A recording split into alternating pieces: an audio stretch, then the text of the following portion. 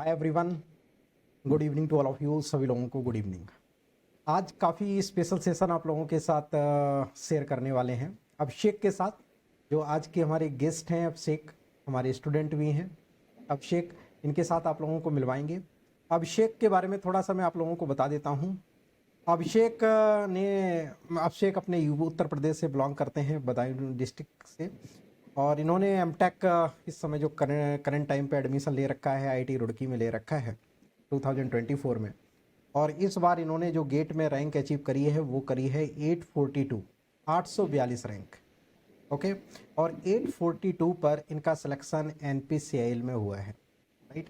तो ये सभी लोगों के लिए मोटिवेशन का काम करेगा, टॉनिक का काम करेगा, रिचार्ज का काम करेगा कि अंडर 200 ही रैंक नहीं लेकर आना है तभी पीएसयू में होता है। ऐसा बच्चों में मिथ रहता है, ऐसा बच्चों की सोच रहती है। समटाइम्स 800, 900 और मैंने देखा है 1000 वाले बच्चों का भी सिलेक्शन पीएसयू में हुआ है, राइट। तो ढेर सारी इसमें बात करने वाले हैं। आप लोग अपने क्वेश्चंस को कमेंट बॉक्स में डाल देना, तो मैं लाइव में प्रेजेंट रहूँगा, तो मैं आप लोगों के यहाँ पे रिप्लाई भी कर दूंगा और बाद में देखता हूँ तो भी मैं आप लोगों के रिप्लाई कर दूंगा, राइट। तो सेशन को मैं स्टार्ट करता हूँ। सभी लोग बने रहिएगा सेशन में, और सभी लोग ओके कुछ ना कुछ बेटा इस सेशन से ज़रूर सीख के जाएंगे। तो सभी लोगों के लिए ये सेशन हाईली इंस्पिरेशनल होने वाला है। सभी लोग प्रॉपरली तरीके से सारी चीज़ें सीखेंगे। क्या क्या चीज़ें आप लोग अपनी की प्रिपरेशन में ऐड कर सकते हैं, अपनी प्रिपरेशन में उसको की कहीं ना कहीं सेट कर सकते हैं, वो सारी चीज़ें आप लोग इस पर्टिकुलर सेशन से ऑब्जर्व करके अप्लाई करना है। तो अभिषेक, ओवर टू यू। थोड़ा सा अपने बारे में बच्चों को बताइए। Yes sir. So thank you first of all sir कि आपने मेरे को अपने इस प्लेटफॉर्म पे मौका दिया है कि मैं अपना एक साइड रख सकूं और लोगों को शायद इससे कुछ मिले जरूर कि वो लोग भी कुछ कर सकते हैं। और बस यही बोलना चाहूंगा सर। और बाकी मैं सर अभिषेक रस्तोगी, मैं बदायूं उत्तर प्रदेश से बिलोंग करता हूँ। एंड मैंने 2021 में अपना बीटेक कंप्लीट किया था रोहिलखंड यूनिवर्सिटी से। एंड देन आफ्टर मैंने प्राइवेट कंपनी ज्वाइन करी थी, वहां पर as a process engineer trainee join करा था। तो लाइक उस टाइम जब आप ऐसी यूनिवर्सिटी से पास आउट होते हैं जहां पर इतना क्रेज नहीं होता है चीजों का, गेट का नहीं होता है, गवर्नमेंट जॉब का नहीं होता है, जहां पर बस ये रहता है कि आप बस पास आउट हो गए हैं और आपको जॉब मिल जाए, बस जॉब मिलना ही बहुत बड़ी चीज है। तो उस टाइम पर यही माइंडसेट था और मैंने फिर उस कंपनी में ज्वाइन किया। सो देन पता चला कि इंडस्ट्री का क्या क्या होता है, नॉर्म्स होते हैं, कैसे बिहेव करना पड़ता है। लाइक इट्स नॉट अबाउट कि आप जो कॉलेज में थे वो आपका इंडस्ट्री में भी रहेगा। सो जब वहां पर वर्क किया पता चला कैसे सेफ्टी भी इम्पोर्टेंट है, सारी चीजें इम्पोर्टेंट है। सो बाद में ये भी पता चला प्राइवेट का काफी चीजें डिस एडवांटेजेस भी हैं, काफी बैलेंस नहीं रहती आपकी लाइफ। तो इस वजह से फिर after some time I leave and मेरे को मौका मिला कि भारत पेट्रोलियम में एज अ अप्रेंटिसशिप वर्क करने का। तो मैंने उस टाइम मतलब गाइडेंस भी नहीं था मेरे पास, ना इतना रिसोर्सेज थे कि मेरे को वो चीजें पता चले कि लाइक वो चीज मेरे लिए ठीक है या नहीं। बट मेरे को ये लगा कि वो एक सरकारी ऑर्गेनाइजेशन है। जस्ट लाइक बोलते हैं ना सर, एक छोटे टाउन से आते हैं तो वहां पर अगर सरकारी अगर आप उसमें काम कर लेते हैं, भले ही आप एज अ अप्रेंटिस रहेंगे बट आप वहां पर कर रहे हैं तो वो भी अपने आप में एक नाम रहता है। तो उस बेसिस पे मैंने वहां पर उसको ज्वाइन कर लिया था। सो वहां पर एक साल की कंप्लीट हुई। फिर वहीं पर उन्होंने मेरे जो वर्क था उससे वो हैप्पी हुए, तो उन्होंने मेरे को आर&डी सेक्शन में ऑन कॉन्ट्रेक्चुअल बेसिस पे उन्होंने रेफर कर दिया था, मेरे जो सीनियर मैनेजर थे। फिर मैंने आर&डी सेक्शन में भी थोड़ा वर्क करा in FCC unit. But sir contractual job का भी ये चीज पता चली कि उसमें भी काफी डिसएडवांटेजेस हैं कि आपको लाइक आप एज अ कॉन्ट्रेक्चुअल वर्कर हैं तो आपको ऑर्गेनाइजेशन से मतलब नहीं है, आपको उस कॉन्ट्रेक्चुअल जो बेस है उससे मतलब है, आप उसके अंडर काम कर रहे हैं। तो वो सारी चीजें थी। तो ये था अभी तक का। फिर बाद में सर गेट दिया है तो उसमें भी काफी चीजें हैं जो सर आपसे मैं डिस्कस यस, करूंगा आगे। डेफिनेटली। सो अभिषेक, जैसे आपने जब बीटेक में एडमिशन लिया, हर स्टूडेंट सोचता है कि कि मैं मुझे ये ब्रांच लेनी है। तो आपने जब इंटर किए थे बीटेक में, तो एज अ केमिकल इंजीनियरिंग आपने जो चूज करी थी, ये आपका मतलब पर्सनल ओपिनियन था, या मतलब आप चाहते थे केमिकल इंजीनियरिंग में परस्यू करना, या बाय डिफॉल्ट आपने केमिकल इंजीनियरिंग चूज करी? सर एक छोटा सा करेक्शन करना था कि मैंने 12th नहीं करा है, मैंने सर डिप्लोमा करा है। तो ओके। वह क्या था सर कि मेरे फैमिली में एक है जिन्होंने अभी वो आईएससीएल में है। तो उनको देख के थोड़ा इंस्पिरेशन मिला था दैट वो IUCL में सर आपको पता है सर उसके बेनिफिट्स एंड अलाउंसेस। तो लाइक वो टाउनशिप में रहते थे, उनका मतलब बहुत अच्छा था, मतलब सादा मतलब वर्किंग वो सब चीजें। तो वहां से तो एक अच्छा मोटिवेशन मिला था तो डिप्लोमा करने का, क्योंकि वो भी डिप्लोमा करके ही लगे थे। बट उन्होंने गवर्नमेंट से किया था, तो उस टाइम IUCL आती थी, बदायूं में आती थी, बदायूं में गवर्नमेंट कॉलेज है डिप्लोमा का, तो वहां पर आती थी। तो वहां से उनको प्लेस करके लेके गई थी। तो वहां से एक मोटिवेशन मिला था कि डिप्लोमा करता हूँ तो शायद मेरे को भी ऐसा कुछ मिलेगा।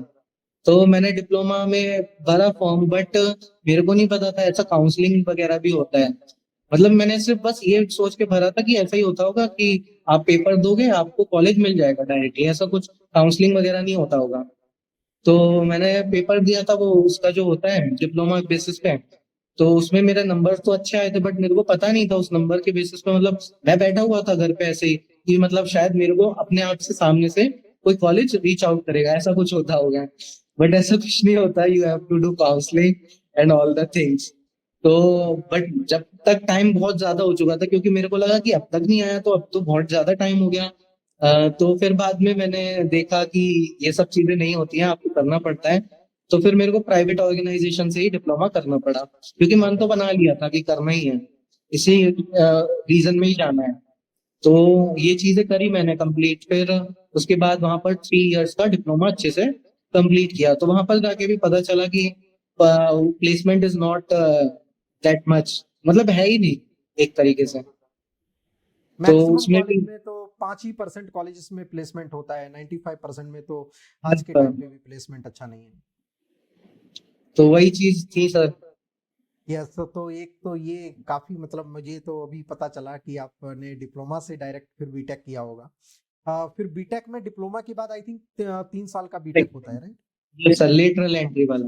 हाँ, तो उसके लिए ये एनपीसीएल और बार्क वगैरह में एलिजिबिलिटी रहती है, यहाँ पे आराम से दे सकते हैं। इस बार आपने बार्क का भी इंटरव्यू दिया था या बार्क में कुछ सर बात OCS मेरा 2 नंबर से रह गया था। अच्छा अच्छा अच्छा। हाँ, वेरी बार को मैंने TOC का दिया था, तो उसमें भी मेरा वेटिंग लिस्ट रहा था वही।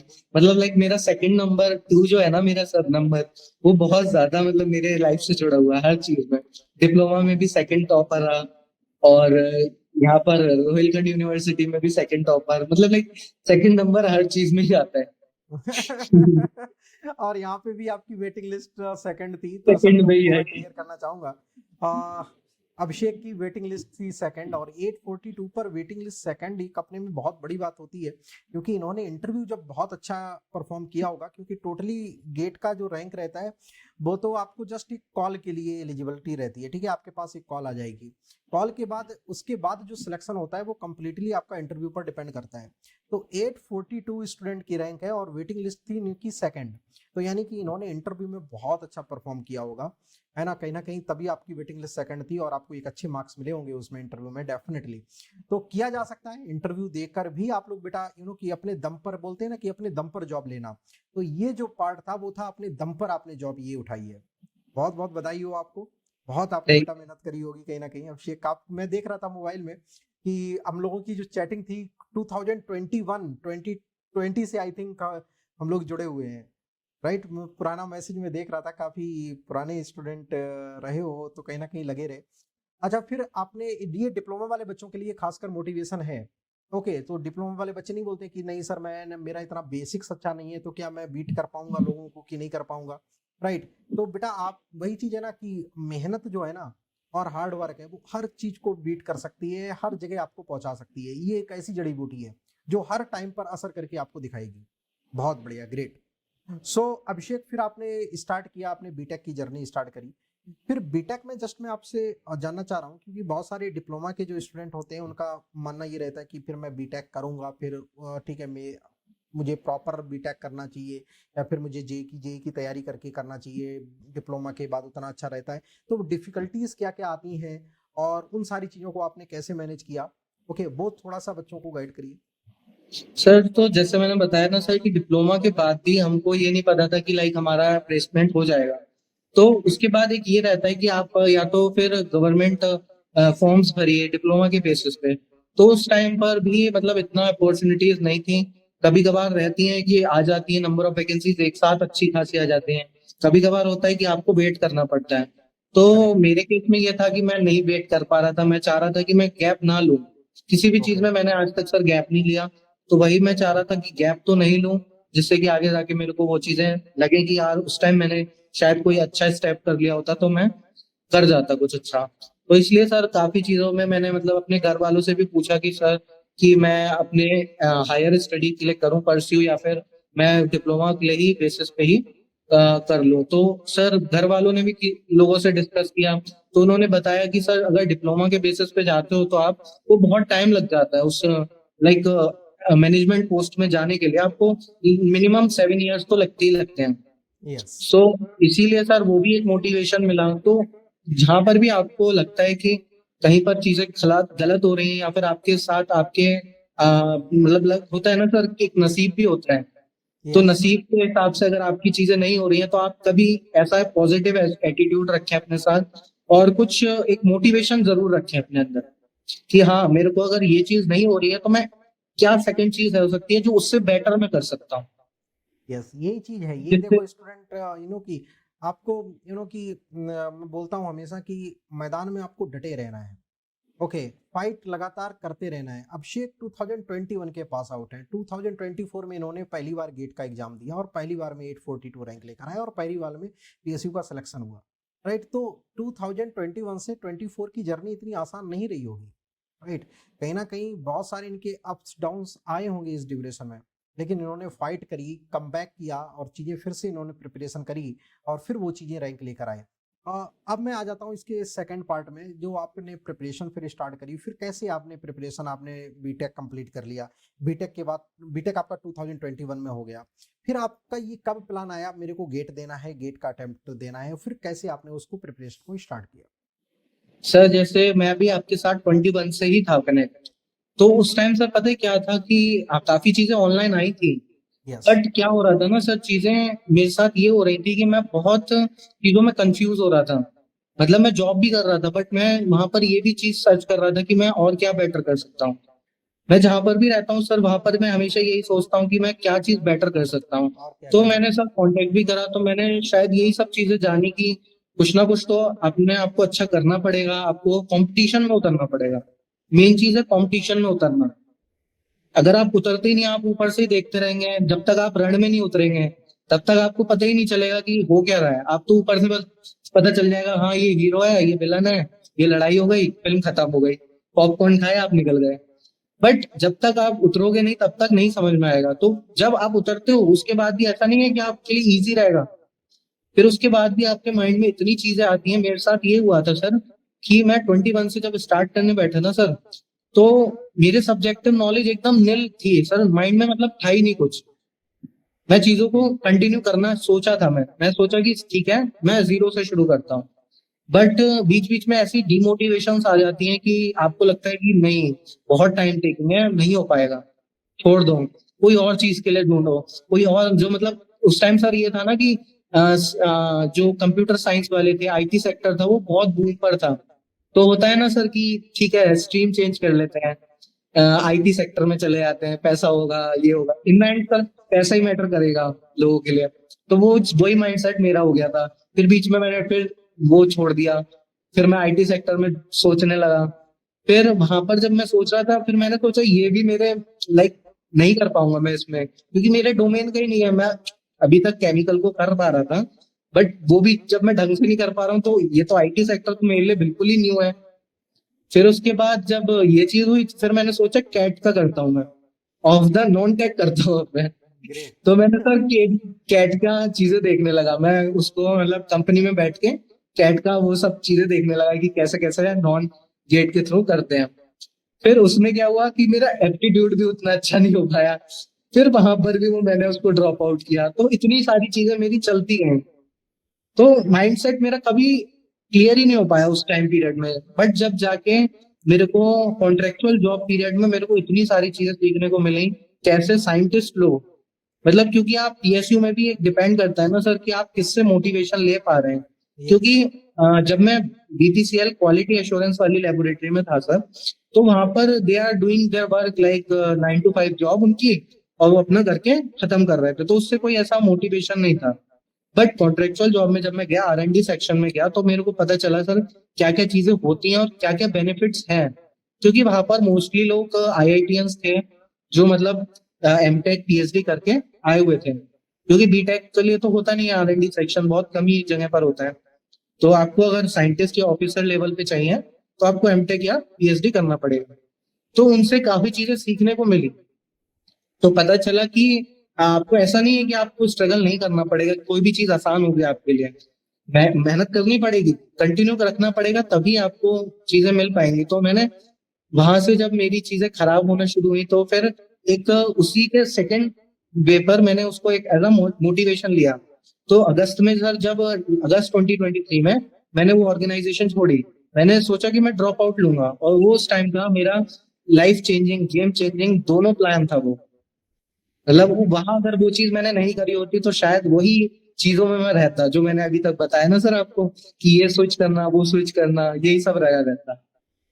क्या बात है। तब भी ये देखो, ये होता है कि जब समटाइम्स क्या होता है कि या तो थोड़ा सा गाइडेंस की कमी रहती है, या तो कि रिसोर्सेज की थोड़ी कमी रहती है, तो फिर हमारे जो मन में आता है फिर हम वो करने लगते हैं। फिर कुछ दिन उसमें हम अपना टाइम इन्वेस्टमेंट करते हैं, फिर हम लोग स्विच करते हैं दूसरी जगह। ओके, फिर उसमें भी लगता है एक जगह सेटल्ड नहीं हो पाते हैं। और सेटल्ड वो क्यों नहीं हो पाते? क्योंकि सेटिस्फेक्शन नहीं मिल रहा है, राइट। तो सेटिस्फेक्शन आपको फर्स्ट ऑफ ऑल मिलेगा। देखो, दो चीजें होती है, या तो आपको एक अच्छी पोस्ट मिल जाती है, ओके, विद अच्छी सैलरी के साथ आपको सेटिस्फेक्शन मिल जाएगा। दूसरा दूसरा ये कि आपको सेटिस्फेक्शन तब तक नहीं मिलेगा इनकेस पोस्ट भी ठीक मिल गई, सब कुछ ठीक मिल गया, रिलैक्सेशन है, जॉब भी बहुत ईजी है, लेकिन उतना up to mark your package नहीं है। ओके, तब भी आपको लगेगा कि यार अभी तो मैं कुछ और भी कर सकता हूँ, क्योंकि अभी मैं यंग हूँ और भी कुछ बड़ा कर सकता हूँ। ठीक है, चीजें तो इधर बहुत आसान है, लेकिन बहुत सारी चीजें कर सकता हूँ। थर्ड वन, आप जब तक नहीं सेटल होंगे, सपोज कर लो आपने कोई जॉब करने लगे, पैसे थोड़े ठीक ठाक हैं, लेकिन हेक्टिक बहुत ज्यादा हो गया है। ओके, इतना हेक्टिक हो गया है कि आपको पता चला खाने के लिए टाइम नहीं मिल रहा है, आप बार बार बीमार पड़ जा रहे हो। ओके, तो फिर तब भी आपको लगता है कि यार नहीं, थोड़ा पैसा कम मिलेगा चलेगा, लेकिन हेल्थ कम से कम सही रखें। तो ये सारी चीजें रहती हैं। जब तक ये सारी चीजें आपकी सेट नहीं हो जाती हैं, तब तक आपको नहीं मिलता है। और इन तीनों सारी चीजों का कॉम्बिनेशन मिल जाता है आप लोगों को पीएसयू में। जैसे आप लोगों को पीएसयू मिलता है, तो हर एक चीज आपको मिल जाती है। तो ट्राई सभी लोग इसी वजह से पीएसयू के लिए करते हैं। ओके, और अपनी ही ब्रांच में आपको मिल जाता है, केमिकल इंजीनियरिंग के अंडर ही सारी चीजें मिल जाती हैं। तो वेल एंड गुड, उससे अच्छा तो कुछ है ही नहीं लाइफ में। तो उसके लिए जब तक आपको फाइट करनी है, तब तक फाइट करते रहो। ओके, जब तक एज है तब तक फाइट करते रहो। आई थिंक एनपीसीएल में अभिषेक एज करंट टाइम पे क्या है, cut off age 26? Sir general EWS के लिए वही 26 है। यस, 26, 29, 31। ठीक है, तो वो ओबीसी और SC ST कैटेगरी वाले बच्चों के लिए थोड़ा सा रिलैक्सेशन है। लेकिन यस, जो भी जर्नल और EWS की कैटेगरी के स्टूडेंट हैं उनके लिए 26 है। 26 तक आप फाइट करते रहो। जब तक आपके हाथ में कुछ रहा नहीं, तो उसके बाद आप PhD M.Tech कुछ भी कर सकते हैं। लेकिन जब तक आप फाइट करते रहो, पीएसयू के लिए नहीं। अभी तो मेरे पास एज है, तब तक तो मैं कर ही सकता हूँ। देखो, अभिषेक 2021 के पास आउट थे, 2024 में जाके इनकी जॉब लगी। ओके, और एक अच्छी खासी जॉब लगी। तो फाइट करते रहना है, अप्स डाउन सब कुछ आएंगे, तो ये सारी चीजें तो रहेंगी। अब थोड़ा सा मैं बात कर लेता हूँ प्रिपरेशन से रिलेटेड। अभिषेक, कैसे आपने प्रिपेयर करना स्टार्ट किया? कौन कौन से सब्जेक्ट से आपने स्टार्ट किया था? किस तरीके से आपकी जर्नी प्रिपरेशन वाली रही? जो जो बच्चे भी रनिंग टाइम पे कर रहे हैं, तो उनको बहुत ज्यादा इन चीजों से हेल्प होगी। सर अगस्त टाइम में मतलब प्रिपरेशन मेरा थोड़ा बीच बीच में, मैं आपके यूट्यूब सेशंस वगैरह, अनअकैडमी वगैरह पे मैं सब कुछ देखता रहता था ऑनलाइन। ओके। मैं ऐसा नहीं था कि मेरे स्टार्ट पहले ही था, बट चीजें मैं देखता था, कुछ कुछ चीजें मेरे को इंटरेस्टिंग लगती थी सब्जेक्टिव पढ़ने में। और बीच बीच में मैंने एक दो एग्जाम्स भी दिए थे PSUs के, जस्ट कि मैं मतलब ट्राई तो करूं कि क्या पता हो जाए। क्योंकि आपके सर वो MCQ सेशन वगैरह ये सब रहते थे, तो मैं इनके बेसिस पे मैं सोचता था कि ट्राई कर लेते हैं, क्या पता हो जाए उसके बेसिस पे, इतनी लंबी तैयारी ना करनी पड़े, थोड़ा कम तैयारी में बच जाए। तो फिर उसके बाद जब लगा कि नहीं नहीं हो पाएगा ऐसे, जब तक पूरा मतलब नहीं जानोगे, जब तक ज्ञान का सागर नहीं भरोगे, तब तक एक दो बूंदों से काम नहीं चलेगा। Very good. तो फिर उसके बाद अगस्त में मैंने सोचा कि करते हैं स्टार्ट, सब्जेक्ट लेके बैठते हैं, एक एक करके स्टार्ट करते हैं। तो अपने जो आपको लगता है ना सर कि मेरे को इसमें तो इंटरेस्ट आएगा, मैं इसको इंटरेस्ट के साथ पढ़ूंगा, क्योंकि स्टार्ट करना ही बहुत बड़ी बात है सर गेट की प्रिपरेशन के लिए।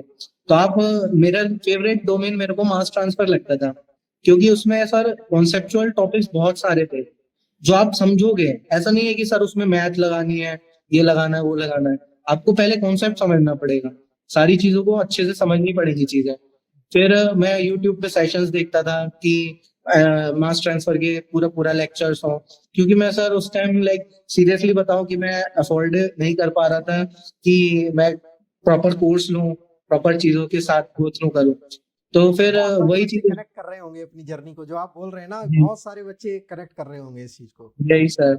सो मैंने स्टार्ट करा आपका सर यूट्यूब पे था starting for the mass transfer. तो वहां से चीजों को स्टार्ट करा तो काफी अच्छा लगा सर, उसमें काफी कॉन्सेप्ट जानने को मिले। तो डिफ्यूजन जो था वो एक ब्रॉड कॉन्सेप्ट था, वो चीजें समझ में आई। फिर उसके बाद लाइक और ज्यादा क्यूरियोसिटी बढ़ जाती है ना सर, जब आप चीजों को समझने लगते हो ना, तो ये भी लगता है कि ये क्यों हो रहा है, सर ने ये चीज समझा तो दी, अब और इसमें क्या हो सकता था, ये पॉइंट बोला है तो क्यों बोला है, कुछ तो रीजन होगा, ये क्या क्या चीजें होंगी। तो जी। वो सर एक लर्निंग का फेज स्टार्ट हो गया था। लर्निंग फेज स्टार्ट हो गया, समझ लीजिए आपका हो गया, स्टार्ट हो गई आपकी जर्नी बस। फिर उसके बाद मैंने मास ट्रांसफर को 1 महीना दिया प्रॉपर।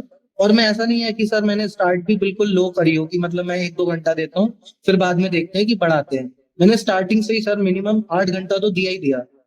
मैं लेक्चर देना शुरू करा, पूरा टाइम देता था मैं बिल्कुल एकदम। मैंने सब चीजों को कट ऑफ कर दिया था, ये बहुत जरूरी है सर।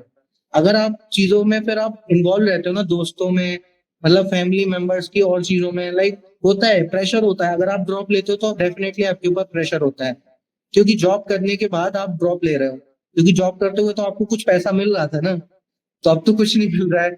तो आपके माइंड में काफी निगेटिविटीज आएंगी कि अब वो पैसा नहीं कमा रहा है, क्या करेगा, ड्रॉप आउट भी अगर फेल्ड हो गया ये तो क्या होगा। तो ये सारी चीजें अगर माइंड में रख के चलोगे तो बिल्कुल नहीं हो पाएंगी चीजें। तो ये सारी चीजें तो पहले ही साइड कर देनी है, चाहे भले ही तुम बाद में फेल हो जाओ, कुछ हो जाओ, बट तब नहीं लानी देनी है जब आपका फेज ऑफ लर्निंग चल रही हो, तब नहीं लाना है ये चीजें, तब सब कुछ कट ऑफ कर देनी है। तो वहां से सारी सब्जेक्ट्स को मैंने एक एक करके स्टार्ट करा। मैंने ये प्लान करके चला था कि मेरे जो मेन कोर सब्जेक्ट्स हैं वो तो मैं करूंगा ही करूंगा स्टार्टिंग से। फिर उसके बाद सर आपके न्यूमेरिकल सेशंस होते थे और फैकल्टी मेंबर्स के सेशंस होते थे, वो अकॉर्डिंग टू सब्जेक्ट्स मैं सारे कवर कर रहा था। बट सर हो क्या रहा था ना, मैं कॉन्सेप्ट तो बहुत अच्छे से कर रहा था लर्न, बट क्वेश्चन सॉल्विंग में जब आती थी ना बात, तो उसमें मेरा चीजें अटक जाती थी, क्योंकि मैं डिप्लोमा के बेसिस पे था। तो क्वेश्चन एबिलिटी आपकी थोड़ी वीक रहती है, तो उस पर आपको ज्यादा वर्क करना पड़ता है, तो टाइम भी नहीं था। बट जितना था मैंने उतना करने का ट्राई करा। मैं बार बार गेट के पीवाईक्यूज करता था, क्योंकि सारे टीचर्स यही बोलते थे कि गेट के पीवाईक्यूज तो मस्ट है, उसको तो करना ही करना है, जितना ज्यादा टाइम कर सको उतना अच्छा है। तो वो चीजें ट्राई करी मैंने, तो उससे थोड़े थोड़े चीजें कॉन्सेप्ट बिल्डअप हुए, प्लस क्वेश्चन सॉल्विंग एबिलिटी बढ़ी। तो आपको दोनों चीजें करके चलनी है, अगर आपको गेट निकालना है तो क्वेश्चन एबिलिटी तो मस्ट है। मस्ट है। बट इन द एंड आपको गेट के बाद तो इंटरव्यू भी फेस करना है ना। तो यस। कॉन्सेप्ट तो आपको, मतलब कॉन्सेप्ट तो फर्स्ट स्टेज है। ये जरूरी नहीं है कि आप क्वेश्चन ही लगाते जाओ, क्वेश्चन ही लगाते जाओ, पता चल रहा है बाद में आप आपसे ये पूछ लिया कि साइकोमेट्रिक चार्ट में ये पॉइंट कहाँ है, ये कहाँ है, तो आप यही ना बता पाओ। आप ये तो बता दो फॉर्मूला से मैं ये सॉल्व कर दूंगा, बट यही नहीं बता पा रहे उसका फिजिकल सिग्निफिकेंस क्या है। Absolutely correct. तो वही बहुत चीजें बढ़िया। होती है। यस, तो लर्निंग जब आप कर रहे हो तो प्रॉपरली करनी है। सिर्फ ऐसा नहीं है कि आपने पीवाईक्यू से स्टार्ट कर दिया और लगाना स्टार्ट कर दिया सब्जेक्ट के। आप क्वेश्चंस को रट नहीं सकते हैं, क्योंकि गेट का जो फ्रेम है ना, वो न्यू क्वेश्चंस आएंगे आपके पास ठीक ठाक। ऐसा नहीं है कि एसएससी टाइप के कोई क्वेश्चन पूछे, बैंक रेलवे इन सब में पूछे जाते हैं वैसे क्वेश्चंस। यहाँ पे एक आपको कि ठीक ठाक आपको सोच के साथ सवाल डेवलप करते हैं वो लोग, कि एक उसमें सोच होती है उस क्वेश्चन के पीछे। तो वो चीजें तभी आप अटेम्प्ट कर पाओगे, अच्छी रैंक तभी लेकर आ पाओगे, तब वो सोच आपके अंदर भी बिल्ड हो कि कैसे डिजाइनर कैसे सोच रहा है, वैसे आपको भी सोचना है। ठीक है, उसने क्या सोच के बनाया है वैसे आपको भी सोचना है। ओके। तो ये दोनों जब सोच मिल जाएंगी ना, सवाल निकल जाएगा। तो ये क्वेश्चन चीजें। से खेलना आना चाहिए। यस। बहुत आप बढ़िया। 4 तरीके से उस क्वेश्चन को कैसे सॉल्व कर पाओगे, अगर ये चीज इन्होंने दे दी, अब और क्या क्या चीजें दे सकते हैं आगे। दे सकते हैं, करेक्ट। यह सब्जेक्ट फिर आपने ये प्रिपरेशन वहां से मास ट्रांसफर से आपकी जर्नी स्टार्ट हुई। तो मास ट्रांसफर ऑपरेशन एक ऐसा सब्जेक्ट है जो बहुत सारे बच्चों का कि मैंने देखा है इन 4-5 साल में जब से वो सब्जेक्ट डाला है। बच्चों बहुत सारे स्टूडेंट ऐसे हैं जिनका इंटरेस्ट बिल्कुल भी केमिकल इंजीनियरिंग में या गेट के प्रति नहीं था, उन्होंने यूट्यूब पर फ्री कंटेंट ही देखा और इंटरेस्ट उनका डेवलप हो गया। ओके, सो आपने पूरी कंप्लीट अपनी जर्नी यूट्यूब से ही कंप्लीट करी या अनअकैडमी प्लस भी आपने लिया था या यूट्यूब से ही पूरा किया है? सर प्लस का ये था सर कि जो मेरा फ्रेंड था उसके पास था, तो ओके। उसके अंडर मैंने उसको एक बार बीच में कुछ कुछ चीजों के लिए मैंने उसका यूज करा था। एंड ऑल्सो सर कि जो 21 में था ना सर, जब पेंडेमिक आया था, तब लाइक मेरे को बीच में मोटिवेशंस बीच बीच में मिलती थी, मैंने बताया था ना सर। तो वही होता था कि लाइक एक एक सब्जेक्ट लेके बैठ रहा हूँ, तो मेरे को पता तो चलता था कि कौन सी फैकल्टी क्या चीज में मतलब मेरे लिए बेटर है। मतलब मैं अपने पर्सपेक्टिव से सोचता था कि पढ़ाते सारे टीचर्स अच्छे हैं, वो आपको देखना है कि किससे आपको गेन हो रही है चीजें। ऐसा नहीं है कि आपको एक टीचर आपको सारी चीजें बता देगा। आप ज्यादा से ज्यादा चीजों को एक्सप्लोर करो, ज्यादा से ज्यादा चीजों को समझो कि कहाँ से क्या क्या चीजें मिल सकती है। बस आप एज अ स्टूडेंट गेन करो, आप ये मत सोचो कि मेरे को यहाँ से मिल रहा है तो मैं सिर्फ यहीं तक ही सीमित रहूं। यस, इमोशनल डैमेज बहुत सारे बच्चे कर दिए जाते हैं आज के टाइम पे, ठीक है? तो इमोशनल डैमेज नहीं होना है आपको। ओके, चीजें आप अपना दिमाग लगाओ कि आपकी कनेक्टिविटी बस कैसे बैठ रही है, आपका बेनिफिट कैसे हो रहा है, आप बस किस तरीके से चीजों को इम्प्रूव कर रहे हैं।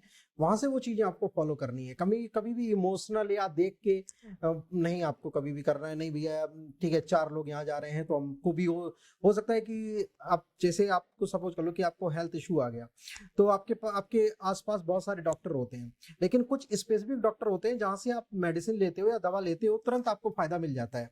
हो सकता है किसी दूसरे को ना मिलता हो फायदा, लेकिन आपको मिल जा रहा है। उसी तरीके से टीचिंग भी है। इसी से कनेक्टिविटी ऐसी बैठ गई कि आप वो, ठीक है, कुछ भी पढ़ाते हैं आपको समझ में आ जाएगा। ओके, और कुछ लोगों नॉलेज सभी लोगों को होती है, सभी टीचर पूरा 100% अपना एफर्ट डालते हैं, लेकिन कनेक्टिविटी वो नहीं बैठ पाती है। तो इसी वजह से यहाँ पे जो ऑप्शंस हैं, एक सब्जेक्ट के हम लोग 4 लोग हैं। ओके, चारों लोगों में से आपके एक एक सब्जेक्ट 2-2 3-3 4-4 फैकल्टी पढ़ाते हैं। इसी वजह से हम लोग पढ़ाते हैं। अकेडमी आप लोगों को ऑब्वियसली इसी तरीके से मल्टीपल, अदरवाइज 2 ही एजुकेटर मिला के पूरी केमिकल इंजीनियरिंग खत्म नहीं करते, तो 8 लोगों की टीम बनाने की कोई नीड ही नहीं है। ओके, 4 कोर के सब टीचर्स हैं, 4 आपके नॉन कोर के हैं। तो क्यों ऐसा कर रहे हैं? क्योंकि इसी वजह से कर रहे हैं क्योंकि स्टूडेंट होता है, स्टूडेंट को कनेक्टिविटी किसी एजुकेटर के साथ बैठ रही है, किसी के साथ नहीं बैठ रही है, तो उसके पास ऑप्शन होने चाहिए। तो स्टूडेंट के पास एक ये रहता है, यह सब्जेक्ट। तो फिर आपने वैरायटी के साथ प्रिपरेशन स्टार्ट करी और अपने अकॉर्डिंग चीजों को कंप्लीट किया है। Very frame nice. करता गया सर मैं उस चीज को अकॉर्डिंगली टू सिलेबस, और अकॉर्डिंग की क्या क्या चीजें वहां से मेरे को एक्सट्रैक्ट करने को मिल सकती हैं। जैसे सर आपका साइकोमेट्रिक चार्ट वाला जो कॉन्सेप्ट है, वो शायद कहीं पर भी किसी के द्वारा मतलब आई थिंक एक्सप्लेन करने को नहीं मिलेगा कहीं पर भी किसी भी प्लेटफॉर्म पे उतना इजीली और उतना बेटर वे में। तो वो पार्ट मेरे को उससे सर, लेकिन उससे सिर्फ एक कॉन्सेप्ट नहीं क्लियर होगा, उससे आपको कूलिंग टावर तक की आप वो बता सकते हो। इंटरव्यू में अगर आप जाते हो ना, कि अगर आपने साइकोमेट्रिक चार्ट से आपने कूलिंग टावर को अगर डिफाइन कर दिया, तो वो एकदम लाइक होता है ना कि एकदम अमेज हो जाएंगे। तो ये सारी चीजें रहती हैं। Very nice. तो यही है कि जब आप अच्छा कंटेंट पढ़ते हैं, अच्छी चीजें फॉलो करते हैं, तो आप 4 चीजें भी बना सकते हैं अपने अकॉर्डिंग। हो कि आपको 2 चीजें पता है, 2 चीजें आप अपने तरीके से उसको मोल्ड कर सकते हैं, राइट? तो एक तो ये इंपॉर्टेंट होगा। तो सही कंटेंट, सही चीज को फॉलो करना इंपॉर्टेंट है। हमेशा आप अपने साइड से ट्राई करो, एक अच्छे कंटेंट को फॉलो कर लो, बुक्स को रिफर कर लो, कुछ बुक्स वगैरह भी आप लोग अपने एंड से पढ़ लो। तो चीजें सही फॉलो करनी है, ठीक है? तो हमेशा इन बात का सभी लोग ध्यान रखेंगे और एफर्ट तो आपको डालनी है, उसमें तो कमी रखनी नहीं है। इसके बाद अभिषेक, जैसे फिर आपने एनपीसीएल के इंटरव्यू देने गए, इस वाले पार्ट पर आ जाते हैं। जो भी बच्चे भी, क्या है कि बहुत सारे लोग अभी तैयारी कर रहे हैं, की नॉन गेट एग्जाम की अभी प्रिपरेशन कर रहे हैं। जैसे एचपीसीएल ने ठीक ठाक वैकेंसीज निकाली हैं, एनएफएल ने वैकेंसीज ठीक ठाक निकाली हैं, आरसीएफएल ने भी वैकेंसीज निकाली हैं।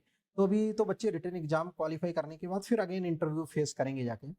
तो आपका क्या एक्सपीरियंस रहा एनपीसीएल में? थोड़ा प्रॉपर तरीके से सभी लोगों को बताओ कि किस तरीके से, मतलब आपने क्या चीजें ऑब्जर्व करी, और आपका तो फाइनल सिलेक्शन ही हुआ है, किस तरीके से सारी चीजें आपकी रही वहां पे? सर मैं सिर्फ एनपीसीएल पे नहीं आऊंगा, पहले उससे पहले एनपीसीएल तो ये लास्ट स्टेज था, यस क्योंकि यस। उससे पहले तो मैंने लाइक जो नॉन भी आपने गेट की इंटरव्यू दी है दिए हो एग्जाम। अभी तक के। हाँ, हाँ।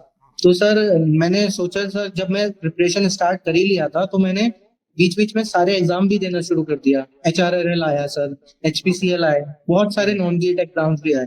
तो मैं वो भी देना स्टार्ट करा। मैंने ये तो जानना चाहा ना कि लाइक मैं कहाँ लैग कर सकता हूँ अगर मतलब मैं दे रहा हूँ, क्योंकि गेट से पहले अगर आप इन चीजों को अभी आप देते हो तो एक एक्सपीरियंस और भी अच्छा रहता है। कुछ तो करेक्ट। आप मतलब लाइक एक प्रेशर को तो हैंडल करना सीख जाते हो ना। तो वही माइंडसेट था कि सर कि अच्छा करना है और शायद नॉन गेट में ही शायद सिलेक्शन हो जाए। तो उसके लिए भी अच्छे से कर रहा था मैं। तो बट होता क्या था ना सर कि जब मैं एग्जाम देता था तो टेक्निकल तो अच्छा चला जाता था, बट नॉन टेक वाला पार्ट होता है ना सर, सब लोग यही बोलते हैं कि नॉन टेक अच्छा कर लो क्योंकि कंपटीशन उसी में ही है। उसी में हाँ, एब्सोल्युटली। क्योंकि टेक्निकल तो लगभग मोस्टली सब सेम लेवल का कर लेंगे, बट टेक्निकल में मेन बात आ जाती है इन द एंड कि कैसा कंपटीशन आता है। यस। तो वही चीजें होती थी मेरे साथ सर, तो नॉन टेक में मेरा रह जाता था। तो नॉन गेट वाले एग्जाम्स तो नहीं निकले थे स्टार्टिंग में। तो बाहर के एग्जाम हुए थे, वो पहला जो दिया टीओसी का वो निकला। वो बहुत लेट निकला, बट हो गया था वो उसमें। फिर ओके। उसके बाद सर आरएफसीएल का दिया था, आरएफसीएल वाला क्लियर हुआ।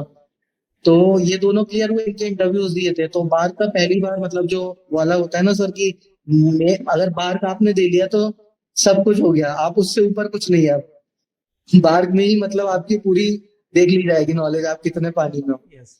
बार तो का तो मेरे एक ऐसा इंटरव्यू है जिसमें आपको पूरा निचोड़ लिया जाता है कि आपने 12th से लेकर और आपने इंजीनियरिंग तक में क्या दिया है। ओके, पूरा निचोड़ लेंगे, आराम से बिठा लेंगे, चाय भी पिलाएंगे आपको, है ना, और प्रॉपर तरीके से आपसे निचोड़ लेंगे पूरा एकदम से। इतनी तो डेप्थ नॉलेज है आपके पास, ठीक है, और उसी समय सिलेक्शन आपका दे देते हैं।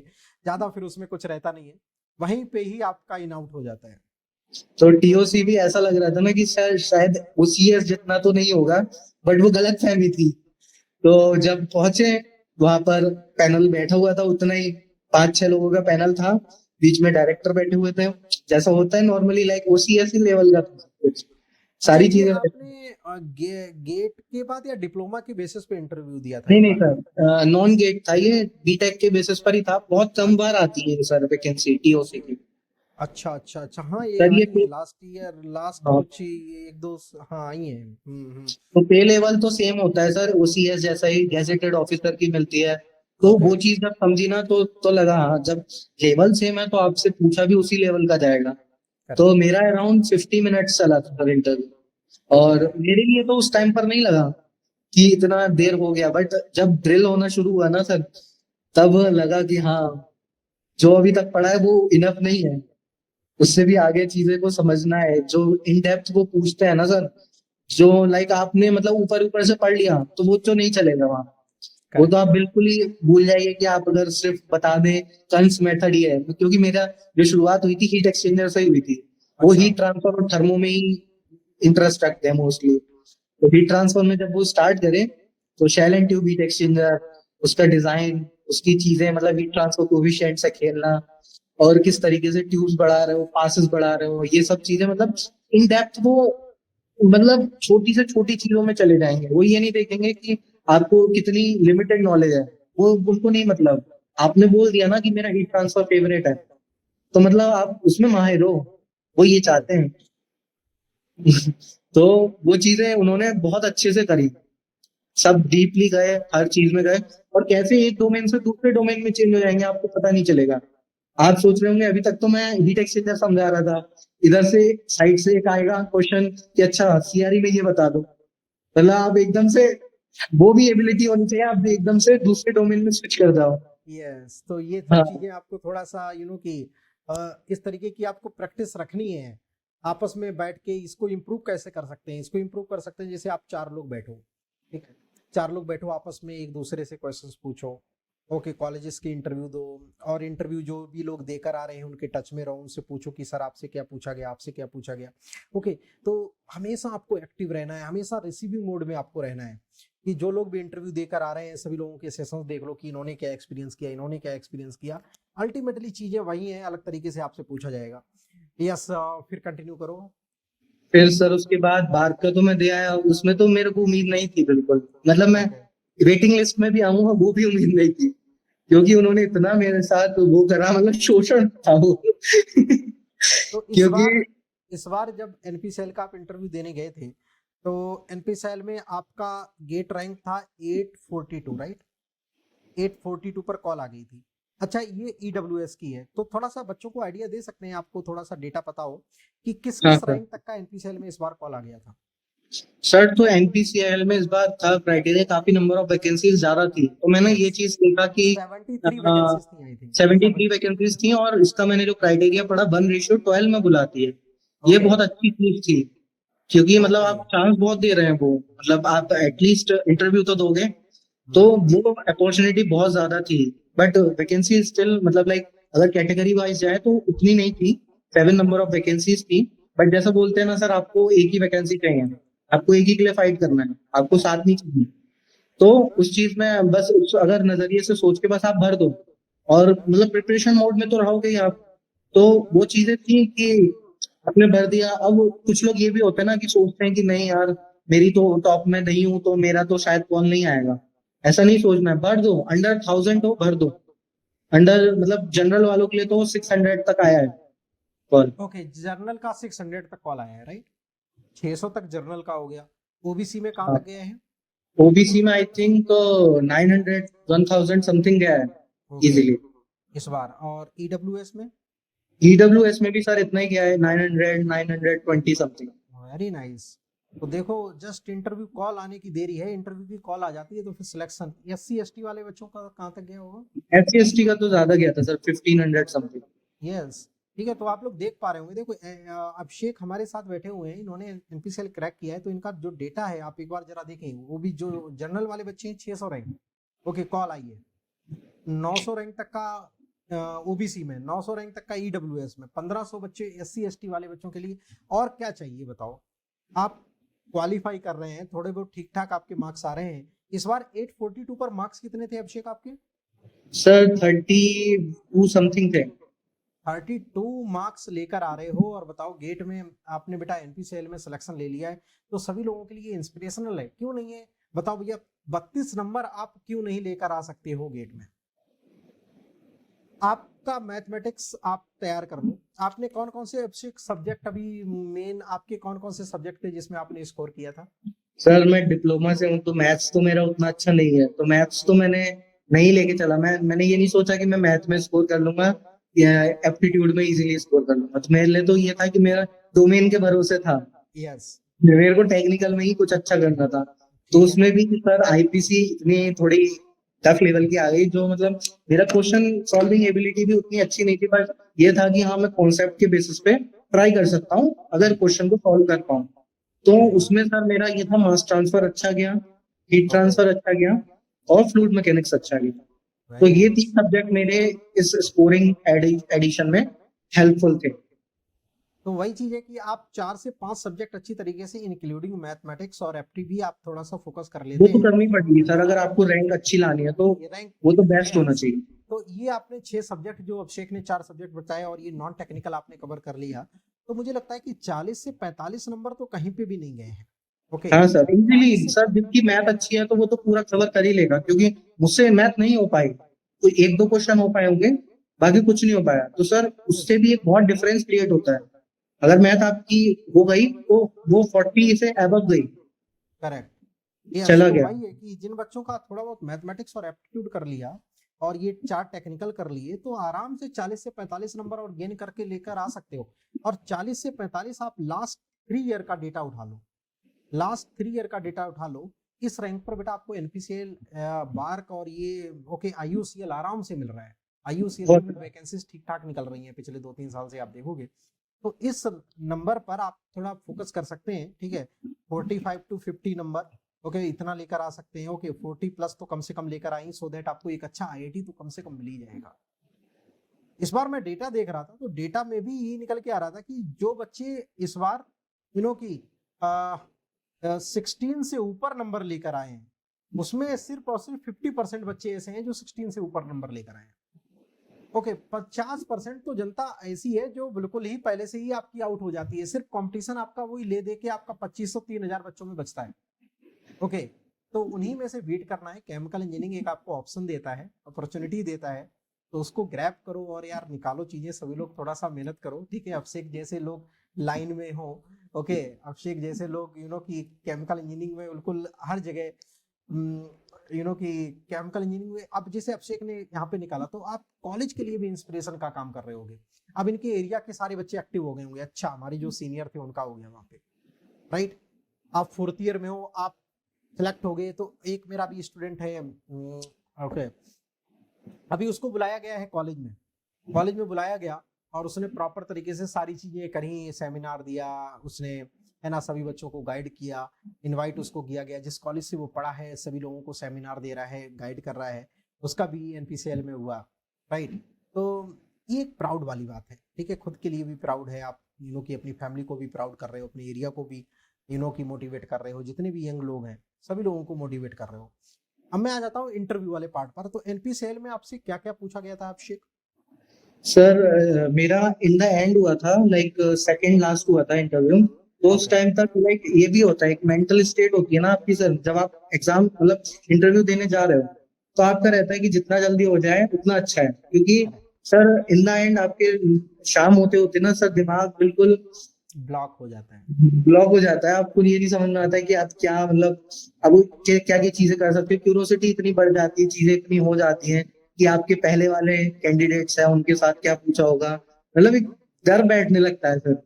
आपको नहीं समझ में आता कि मैं क्या से क्या चीजें को हैंडल करूँ। तो उस टाइम पर ये हुआ था कि मैं सेकंड लास्ट जब गया, तो मैं जब गेट में एंटर कर रहा था, तो बस ये दिया कि हुआ तो हुआ, नहीं हुआ तो कोई बात नहीं, कि इतना बड़ा तुमने अचीवमेंट नहीं करा है जो तुमको इतने अच्छा, अगर सिलेक्शन नहीं भी मिलता है तो तुमको कोई गम नहीं होना चाहिए। ये चीज माइंड में पहले सेटअप कर लो। अगर तुम टॉप रैंकर होते तो रोते भी, भाई अरे मैं इतना टॉप रैंक लाया और मेरा नहीं हुआ। तो वो चीज अगर आप रखते हो ना माइंड में सेटअप, तो डेफिनेटली आप क्रैक कर लोगे। मेरा तो यही माइंड सेटअप रहा। तो जब एंटर करा, जब पैनल देखा, तो पैनल देख के भी थोड़ा सा एक घबराहट हुई कि इतने सारे लोग हैं बैठे हुए, बिल्कुल एकदम लाइक घेरा बनाए हुए हैं, जस्ट आप आओ तो वो बैठे हुए हैं खाने के लिए। तो स्टार्ट होता है, उन्होंने फर्स्ट मुझसे मेरा इंट्रोडक्शन पूछा, तो मैंने उसमें अपना इंट्रोडक्शन में चीजें बताई, मेरा पास्ट एक्सपीरियंस बताया। तो स्टार्ट करो उन्होंने बीपीसीएल से, जब मैंने बताया उनको, तो बोले बीपीसीएल में आपने क्या क्या चीजें सीखी। तो आपका एक्सपीरियंस भी मैटर करता है कहीं ना कहीं, जो भी यस। आपके एक्सपीरियंस रहे, इंटर्नशिप रही है, प्रोजेक्ट रहा है, जो आप उसको अगर मेंशन करते हो ना, अगर आपको कॉन्फिडेंस रहता है अपने चीजों पर कि मैं कॉन्फिडेंट हूँ, हाँ मैंने इस चीज में बहुत अच्छी चीजें करी है, तो मैं अगर इसको नोट करूंगा तो सामने वाला क्यूरियस होगा। आपको सामने वाले को मतलब अट्रैक्टिव करना है अपनी चीजों को लेकर। तो वो चीज मैंने बताई। तो मैंने ऐसी चीजें बताई उनमें कि उनको लगा नहीं था कि अप्रेंटिसशिप में भी इस बंदे ने ये सब चीजें सीखी होंगी। एनएबीएल को ऑडिट, एचएसएससी एंड सेफ्टी वगैरह, इन सब चीजों के ऑडिट्स वगैरह को हैंडल करना और चीजों को, क्योंकि अगर आप उसमें रहते हैं तो आप डेली वर्क कर रहे हैं तो वो तो सब कर रहे हैं, बट एडिशनली आप उसमें क्या कर रहे हैं वो चीज अगर आप मेंशन करते हो ना, तो उनको भी लगता है ये अगर मेरी ऑर्गेनाइजेशन में आएगा तो ये सिर्फ बैठेगा नहीं, ये और चीजों को भी करेगा। तो करेगा। वो एटीट्यूड आप रखें वहां पर, कि आपको इंटरव्यू को ये सेटिस्फाई करना है कि आप ही हो जो मतलब आप उनके लिए कुछ भी कर जाओगे, आपको कुछ ये भी कर रखना जाओगे। है। तो वो सारा माइंड सेटअप आपको दिमाग में रखना ही पड़ेगा पहला। तो फिर आ जाते हैं वो इंटरव्यूअर लगना डोमेन में। चाहिए he is the right person, ठीक है, फॉर दिस जॉब। ये आपको फील करवा देना है, क्योंकि बस कि मैक्सिमम बच्चा कैसा जा रहा होगा, गेट के थ्रू जा रहा होगा, जिसने सिर्फ अभी बुकिश नॉलेज ले रखी होगी, कॉन्सेप्ट ले रखे हैं। आपने तो सारा प्रैक्टिकल कर रखा है, ओके। तो आपको मशीनिंग के बारे में पता होगा, आपको लर्निंग नहीं अलग से करनी पड़ेगी, ओके। तो आपको बहुत सारी चीजें आ रही होंगी पहले से, उसकी एसओपीज क्या रहती हैं, क्या इंडस्ट्रीज के कौन से नॉर्म्स रहते हैं, किस तरीके से वहां पे सेफ्टी एस्पेक्ट्स रहते हैं, वो सारी चीजें आपको पता रहती हैं, ओके। समटाइम्स तो ऐसा होता है कि यार चलो ये तो मैंने इंटर्नशिप में किया है, ये वाला तो मैं जानता ही हूँ, ठीक है, ये सारी चीजें तो मैं ऐसे ही कर दूंगा, तो उसका बेनिफिट रहता है। तो उसको पॉजिटिवली आपको रखना है इंटरव्यूअर के सामने, कि वो एक आपका गुड इम्पैक्ट उनके सामने पड़े। यस अभिषेक, कंटिन्यू।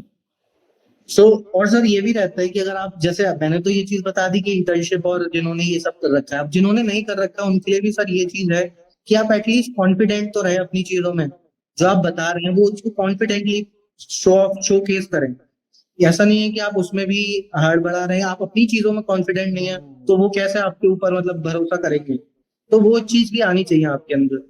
तो फ्रेशर के लिए ये इनफ है, अगर वो अपना कॉन्फिडेंस शो करते हैं किसी चीज में अपने इंटरव्यू में, तो वो बहुत मोर देन इनफ है उनके लिए, क्योंकि वो यही चाहते हैं कि आपको कल को कुछ भी सिखाएंगे वो या कुछ भी बताएंगे तो आप एटलीस्ट उस चीज को कॉन्फिडेंटली लोगे, उस चीज को पॉजिटिवली लोगे, आप घबराओगे नहीं। सही बात। तो ये चीज भी रहती है।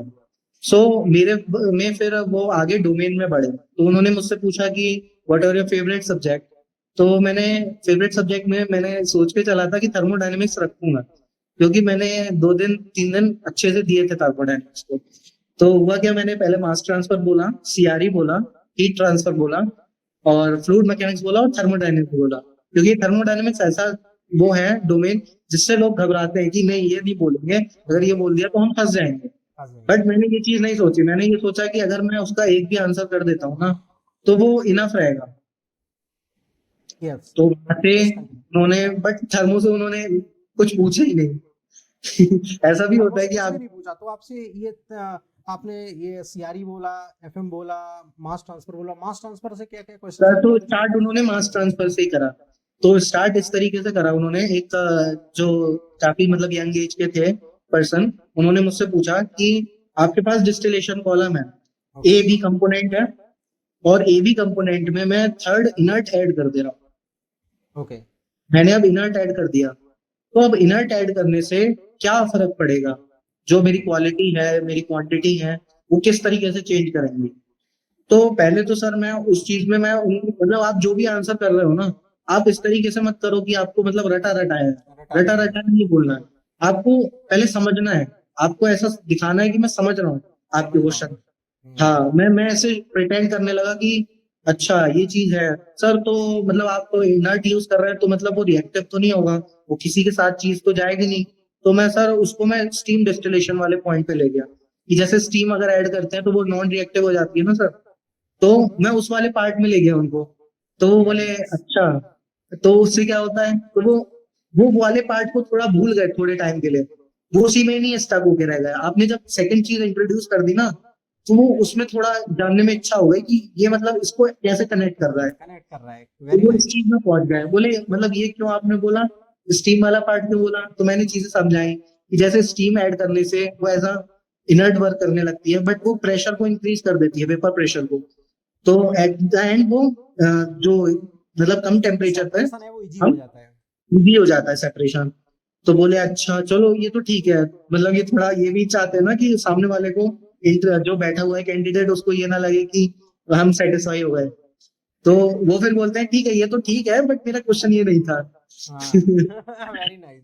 तो आपको कंफर्ट जोन में नहीं आने देंगे, उनको यही रहेगा कि मैं किस तरीके से उसको मतलब नहीं, अच्छे मास से नहीं आने ट्रांसफर से देते। किस किस टॉपिक से आपसे क्वेश्चंस पूछे गए? डिस्टिलेशन हो गया, और हाँ, डिस्टिलेशन के अलावा?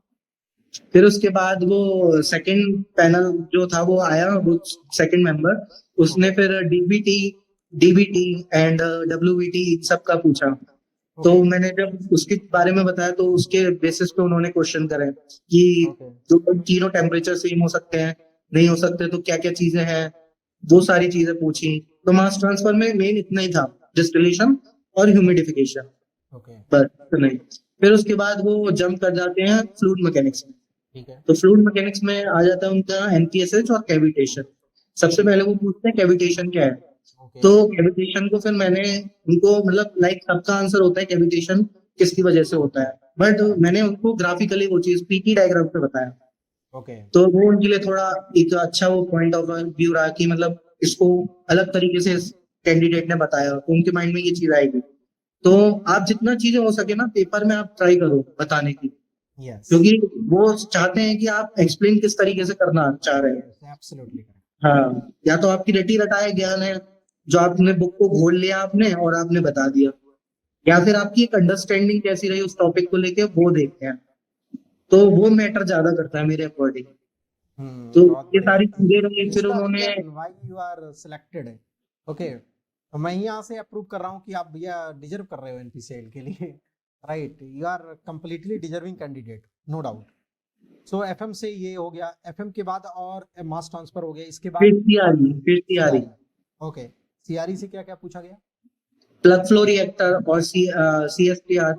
वो मतलब अच्छा। फिर उतना मतलब कंफर्ट में आ गए थे वो, फिर गेट लेवल की चीजें पूछने लगे, लाइक मैं अगर इसको कट कर दूंगा तो क्या होगा, मैं इसको ऐसा कर दूंगा तो क्या होगा, मतलब कन्वर्जन पे क्या इफेक्ट पड़ेगा, मतलब थोड़ा न्यूमेरिकल अप्रोच में जाने लगे वो फिर। अच्छा। अच्छा। अच्छा। वो समझ गए थे कि इसका थ्योरेटिकल तो चलो सही है, अब मैं हाँ। इससे थोड़ा वैसा क्वेश्चन पूछता हूँ जिससे ये न्यूमेरिकल एबिलिटी भी लगाए।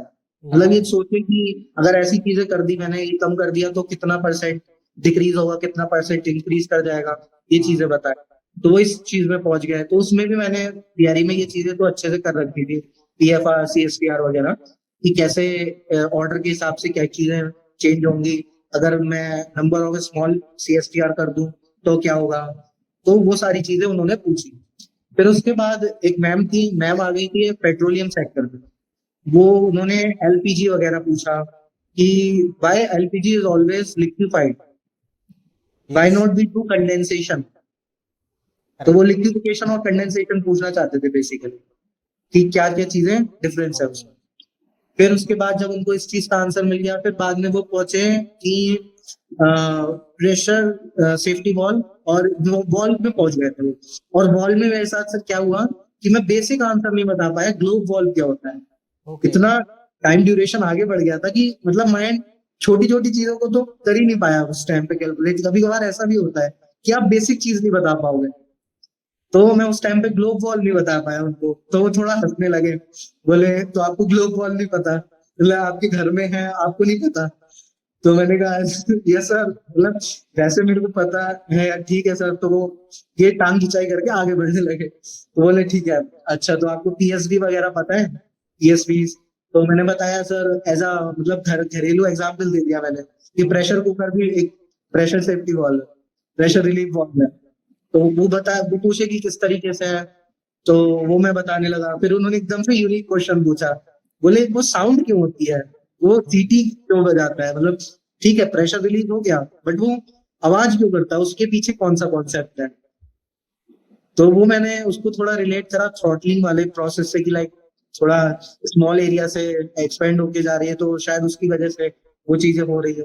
तो उन्होंने कहा ठीक है कोई, ठीक है आप मतलब उन्होंने ज्यादा उसको अच्छा नहीं समझा होगा शायद, बट उन्होंने ये देखा कि चलो ट्राई करा उसने किसी हाँ कॉन्सेप्ट को एटलीस्ट आपने ट्राई। ट्राई किया नहीं थ्रॉटलिंग वाला जो आपने बोला काफी हद तक ठीक है ओके हाँ कभी बताएंगे उसके पीछे रीजन तो बहुत ही अच्छा रहा ये अभिषेक आपका आप you are completely deserving candidate actually ठीक है आपसे 1 घंटे हमने बात करी इसमें पूरा कम्प्लीटली ये सारी चीज़ें निकल के आई कि वेरी नाइस बहुत बढ़िया तो सभी लोगों को इसी तरीके से चीज़ें करनी है जैसा कि इस पर्टिकुलर सेशन में आप लोगों के साथ अभिषेक ने बहुत सारी चीज़ें शेयर करी और सभी लोगों को बहुत कुछ सीखने को भी मिला होगा राइट कि इन्होंने एक तरीके से ऐसा नहीं है कि बिल्कुल सीधा सीधा बता दिया कि ऐसे कैसे ओके तो अभिषेक ने अपने अकॉर्डिंग सारी चीज़ें आप लोगों को बताई कि कैसे फेलियर्स भी रहे कैसे दूसरी जगह भी जॉब करी और कैसे फिर एनपीसीआई तक की जर्नी रही करंट टाइम पे इन्होंने एमटेक में भी एडमिशन ले लिया है आईआईटी रुड़की में हालांकि आईआईटी रुड़की भी छोड़ देंगे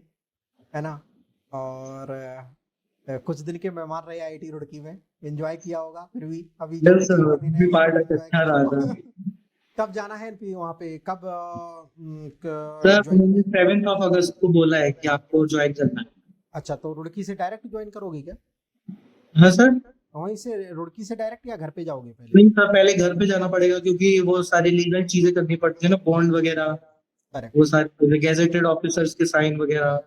तो वो सारी चीजें आपको करनी पड़ेगी पहले। अच्छा अच्छा अच्छा चलो बहुत बढ़िया बहुत अच्छा लगा अभिषेक आपसे बात करके ठीक थैंक है you you sir. Are very की नाइस गाई मजा आ गया आपसे बात करके बस सर लास्ट में मैं यही बोलूंगा, जो भी व्यूअर है, बस एक चीज पे फोकस करना, कंटिन्यूटी कभी मत ब्रेक करना, कभी भी उस चीज को ब्रेक मत होने देना। कभी भी डिमोटिवेशन आए भी तो ये चीज को मोटिवेशन लेना कि मैं किस लिए कर रहा हूँ।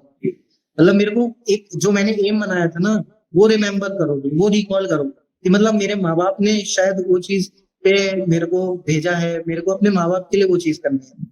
अपने पर्सपेक्टिव से मत सोचना उस टाइम पर, क्योंकि अपने पर्सपेक्टिव से सोचोगे तो अपना सोचोगे कि मैं डिमोटिवेट हो रहा हूँ, मैं ये हो रहा हूँ, तो वो चीज मत सोचना। तो उसको एक अपने थोड़ा एक वाली फीलिंग्स आएगी ना सर, तो वो या एक अच्छा होता है कि एक मोटिवेशन मिलता है तब। वेरी नाइस तो यही चीज वेरी सर नाइस कहूंगा इन दैट।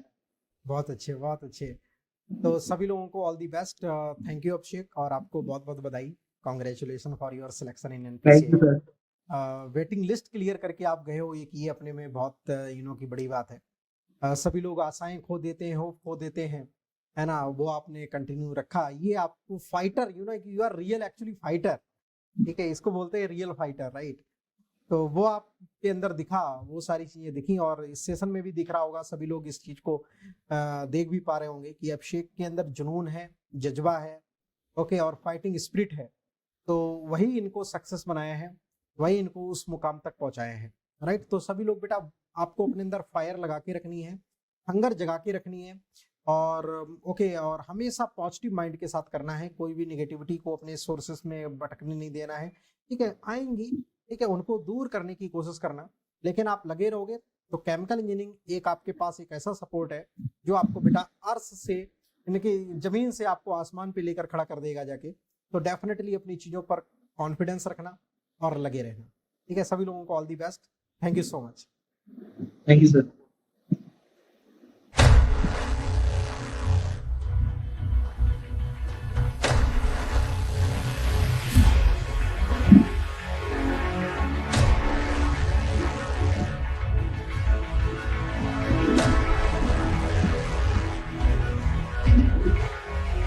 ठीक है, thank you so much.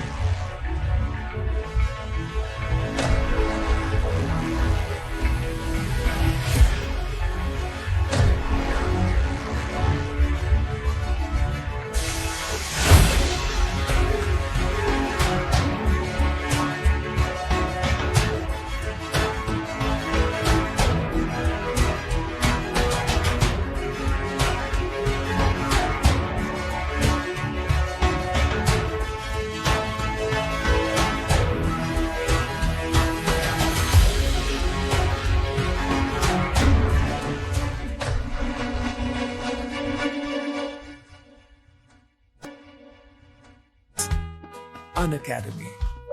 Let's crack it.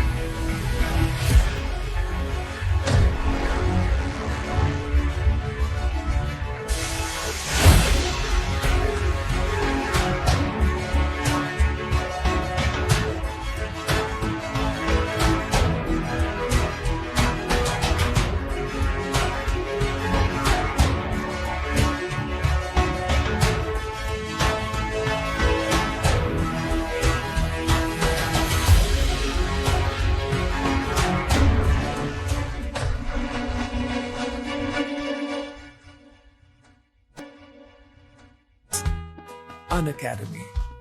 Let's crack it.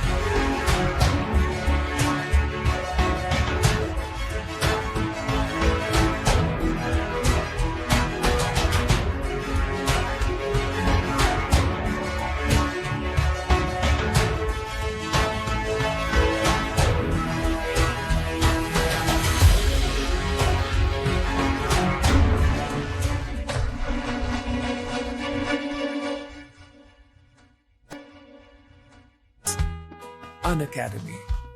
Let's crack it.